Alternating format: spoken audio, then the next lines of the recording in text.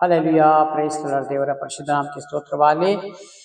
ಈ ರಾತ್ರಿ ವೇಳೆಯಲ್ಲಿ ಒಂದು ವಾಕ್ಯ ಭಾಗಕ್ಕೆ ಹೋಗೋಣ. ಮತ್ತಾಯನ ಬರೆದ ಸುವಾರ್ತೆ 5ನೇ ಅಧ್ಯಾಯ, ಅದರಲ್ಲಿ 18ನೇ ವಚನವಾಗಿದೆ.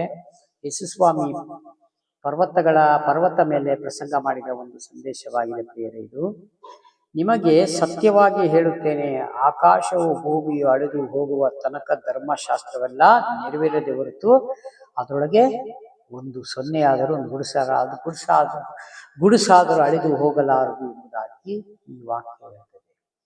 ಆಕಾಶ ಭೂಮಿ ಅಳಿದು ಹೋಗುವುದು ಒಂದು ವೇಳೆ, ನನ್ನ ಮಾತು, ನನ್ನ ವಾಕ್ಯ, ನನ್ನ ವಚನ ಇದು ಒಂದು ಅಳಿಯುವುದೇ ಇಲ್ಲ. ಇದು ಸೇನಾಧೀಶ್ವರನಾದ ಯೆಹೋವನ ನುಡಿಯಾಗಿದೆ ಅಂತ ದೇವರು ತಾನೇ ಯೇಸುಸ್ವಾಮಿಯಲ್ಲಿ ಪ್ರಕಟ ಮಾಡ್ತಾರೆ. ತಂದೆ, ಮಗ, ಪವಿತ್ರಾತ್ಮನ ಹೆಸರಿನಲ್ಲಿ ಒಂದೇ ವಾಕ್ಯವಾಗಿದೆ. ಹಾಗಾಗಿ ಇದರಲ್ಲಿ ಮನುಷ್ಯರ ಬರೆದಿರೋ ಪತ್ರಕ್ಕೆ ಅಲ್ಲ ಪ್ರಿಯರೇ, ದೇವರು ತಾನೇ ಆತ್ಮದ ಮೂಲಕ ಪ್ರವಾದಿಗಳ ಮುಖಾಂತರ ಬರೆಸಿರೋ ವಾಕ್ಯಗಳಾಗಿವೆ. ಹಲ್ಲೆಲೂಯಾ. ಹಾಗಾಗಿ ಧರ್ಮಶಾಸ್ತ್ರವೆಲ್ಲ ನೆರವೇರದೆ ಹೊರತು ಅದರ ಒಳಗಿಂದ ಒಂದು ಸೊನ್ನೆಯಾದರೂ ಒಂದು ಗುಡಿಸಾದರೂ ಅಳಿದು ಹೋಗಲಾರದು. ಹಲ್ಲೆಲೂಯಾ. ಇದೆಲ್ಲ ಸತ್ಯವಾಕ್ಯವಾಗಿದೆ. ಇದನ್ನೆಲ್ಲ ಕೈಗೊಂಡು ನಡೆಯುವಂತವರು ನಿತ್ಯ ರಾಜ್ಯಕ್ಕೆ ಹೋಗುತ್ತಾರೆ.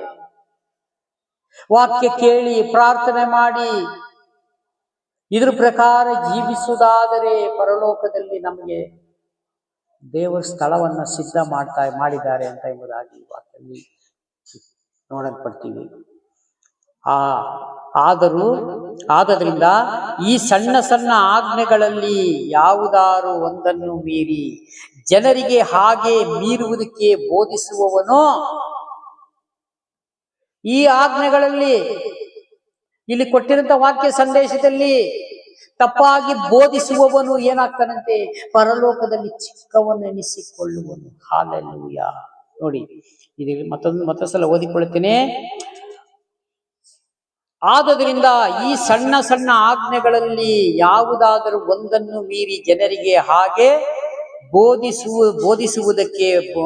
ಮೀರುವುದಕ್ಕೆ ಬೋಧಿಸುವವನು ಪರಲೋಕ ರಾಜ್ಯದಲ್ಲಿ ಚಿಕ್ಕವನೆನಿಸಿಕೊಳ್ಳುವನು. ಹಲ್ಲೆಲೂಯಾ.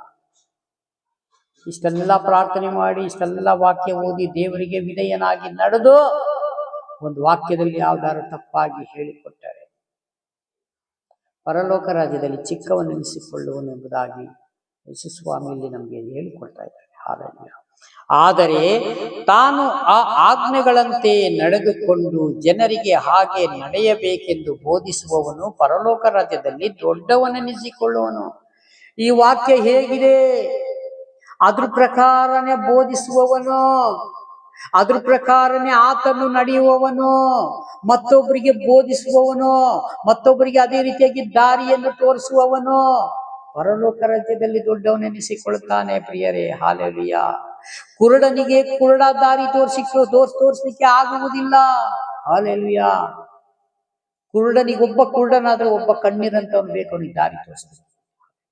ಹಾಗೆ ಈ ವಾಕ್ಯದಲ್ಲಿ ತಿಳಿದಂಥವರು ತಿಳಿಯಲಾರದವರಿಗೆ ವಾಕ್ಯವನ್ನು ತೋರಿಸಿಕೊಡ್ಬೇಕಾಗಿದೆ ಪ್ರಿಯರೇ. ಇದು ಹೇಗೆಗೋ ಬೋಧಿಸಕ್ಕೆ ಹೋಗಬಾರದು. ತಪ್ಪಾದ ಬೋಧನೆಗೆ ನಾವು ಬೋಧಿಸುವರಾದರೆ ಪರಲೋಕದಲ್ಲಿ ಚಿಕ್ಕವರೆನಿಸಿಕೊಳ್ತೇವೆ. ಹಲ್ಲೆಲೂಯಾ. ಹಾಗಾಗಿ ಆ ರೀತಿಯೆಲ್ಲ ನಡೆಯದಂಗೆ ಎಚ್ಚರಿಕೆಯಿಂದ ಪ್ರಾರ್ಥನೆ ಮಾಡಿ ವಾಕ್ಯವನ್ನ ಅಲ್ಪ 2 ನಿಮಿಷ 5 ನಿಮಿಷ ವಾಕ್ಯ ಬೋಧನೆ ಮಾಡುವುದಾದರೂ ಅದು ಆ ರೀತಿಯಾಗಿ ಬೋಧನೆ ಮಾಡಬೇಕು. ಇರೋದನ್ನೇ ಬೋಧನೆ ಮಾಡಬೇಕು ಪ್ರಿಯರೇ. ಹಲ್ಲೆಲೂಯಾ.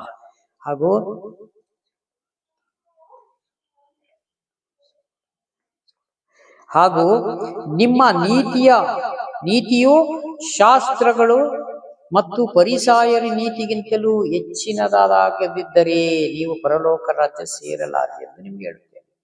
ಅಂದರೆ ಅರ್ಥ, ನಿಮ್ಮ ನೀತಿಯು ಶಾಸ್ತ್ರಿಗಳು ಮತ್ತು ಫರಿಸಾಯರು ನೀತಿಗಿಂತಲೂ ಹೆಚ್ಚಾಗಿರ್ಬೇಕಂತೆ. ಶಾಸ್ತ್ರಿಗಳು ಫರಿಸಾಯರಿಗಿಂತ ನಿಮ್ಮ ನೀತಿ ಹೆಚ್ಚಾಗದಿದ್ದರೆ ಪರಲೋಕ ರಾಜ್ಯದಲ್ಲಿ ಹೋಗುವುದಿಲ್ಲ. ಹಲ್ಲೆಲೂಯಾ. ವಾಕ್ಯವನ್ನ ಧ್ಯಾನ ಮಾಡ್ಬೇಕು, ಪ್ರಾರ್ಥನೆ ಮಾಡ್ಬೇಕು. ನಮಗೆ ಅರ್ಥ ಆಗಿಲ್ಲ ಅಂದ್ರೆ ದೇವರೇ, ಅದಕ್ಕೆ ಪವಿತ್ರಾತ್ಮರು ನಮಗೆ ಸಂಗಡ ಇಲ್ಲಿ ಕೊಟ್ಟಿರೋದು. ನಮಗೆ ಪವಿತ್ರಾತ್ಮರೇ, ನೀವು ನಮಗೆ ಸಹಾಯ ಮಾಡಿ, ನಮಗೆ ವಾಕ್ಯದಲ್ಲಿ ನಡೆಸಿರಿ. ನಮ್ಗೆ ಈ ವಾಕ್ಯ ಓದುತ್ತಾ ಇದ್ದೇನೆ, ನನಗೆ ಅರ್ಥವಾಗುತ್ತಾ ಇಲ್ಲ. ಹಲ್ಲೆಲೂಯಾ. ಯಾಕಂದ್ರೆ ಎಲ್ಲ ಮಾಡಿ ಲಾಸ್ಟಿಗೆ ಹಿಂಜಾರಿ ಹೋಗಿಬಿಟ್ರೆ, ಎಲ್ಲಾ ದೇವರ ವಾಕ್ಯವನ್ನು ಕೈಗೊಂಡು ನಡೆದು ಆಲಯಕ್ಕೆ ಹೋಗ್ತೀವಿ, ಎಲ್ಲವನ್ನು ನಡೆಸ್ತೇವೆ, ವಾಕ್ಯದ ಪ್ರಕಾರ ಜೀವಿಸ್ತೇವೆ, ಎಲ್ಲ ಮಾಡ್ತೀವಿ, ಕಡೆಗಳಿಗೆ ಬಿದ್ದು ಹೋಗ್ಬಿಟ್ರೆ ಪ್ರಿಯರೇ. ಹಾಗಾಗದಂತೆ ನಮ್ಮನ್ನು ನಾವು ಎಚ್ಚರಿಕೆಯಿಂದ ಕಾಪಾಡಿಕೊಂಡು ವಾಕ್ಯ ಓದ್ಕೊಳ್ತಾ ಅದ್ರ ಪ್ರಕಾರನೇ ಜೀವಿಸಕ್ಕೆ ನೋಡೋಣ. ಹಾಲೆಲೂಯ. ಹಾಗಾಗಿ ಈ ಕೊಟ್ಟಂತ ಸಂದೇಶಕ್ಕಾಗಿ ಸ್ತೋತ್ರ. ಈ 2-3 ವಾಕ್ಯಗಳನ್ನ ಓದೋದಕ್ಕಾಗಿ ದೇವ್ರ ನಾಮ ಮಹಿಮೆ ಪಡಿಸೋಣ. ಒಂದು ಚಿಕ್ಕ ಪ್ರಾರ್ಥನೆ ಮಾಡಿ ಮುಕ್ತಾಯ ಮಾಡೋಣ. ಪ್ರೀತಿ ಸ್ವರೂಪನಾದ ದೇವರೇ, ರಾಜಾದಿರಾಜನೇ ಯೇಸು ಸ್ವಾಮಿ, ನಿಮಗೆ ಮಹಿಮೆ ಆಗಲಿ. ಸ್ತುತಿಗಳ ಮಧ್ಯೆ ವಾಸ ಮಾಡುವ ದೇವರೇ, ಮಹಿಮೆ ಅರಸಲು ನೀವು ಸ್ವಾಮಿ. ಈ ಕರ್ತನೆ ವಿಡಿಯೋ ಮುಖಾಂತರ ನೋಡುತ್ತಾ ಪ್ರತಿಯೊಂದು ಆ ಕುಟುಂಬಗಳನ್ನು ನೆನೆಸಿ, ಸಹೋದರ ಸಹೋದರಿ ನೆನೆಸಿ ದೇವರೇ, ಕಷ್ಟ ದುಃಖ ರೋಗ ಸಮಸ್ಯೆ ಯಾವುದೇ ಇದ್ದರೂ ಸ್ವಾಮಿ, ನಸರನ ಯೇಸುವಿನ ಅಧಿಕಾರಗಳ ನಾಮದಲ್ಲೆಲ್ಲ ಬಿಡುಗಡೆ ಕೊಟ್ಟು ಪ್ರಾರ್ಥನೆ ಕೇಳಿದ್ದಕ್ಕಾಗಿ ಸ್ತೋತ್ರ. ಯೇಸು ನಾಮದಲ್ಲಿ ಬೇಡಿ ಹೊಂದುತ್ತೇವೆ ಜೀವವುಳ್ಳ ಪರಲೋಕ ತಂದೆ. Praise the Lord. God bless you. ದೇವರೆಲ್ಲರೂ ಆಶೀರ್ವದಿಸಲಿ. ಆಮೆನ್.